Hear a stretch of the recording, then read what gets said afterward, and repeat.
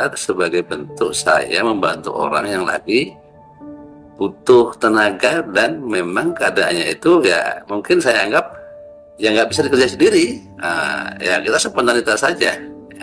Nggak mungkin lah kita tega tak kalah mohon maaf lah. Beberapa orang yang kita berikan tugas ternyata dalam kerja itu tidak mampu, kan udah lelah, letih, capek. Terus kita yang masih sehat, ya akhirnya kita diam aja. Apakah itu sebuah filosofi apa ya? Apa itu memang etika masyarakat atau etika manusia kan? Emang udah naluri ingin jadi orang terlalu baik di mata Allah ya Pak ya. Yang pasti perbuatan itu adalah perbuatan kita mencari ya memang itu adalah sebuah amal. Jangan selalu mencaci, maki, ya memfitnah. Itu yang harus kita tanamkan dulu. Nah kalau perbuatan kita sudah yang baik itu menjadi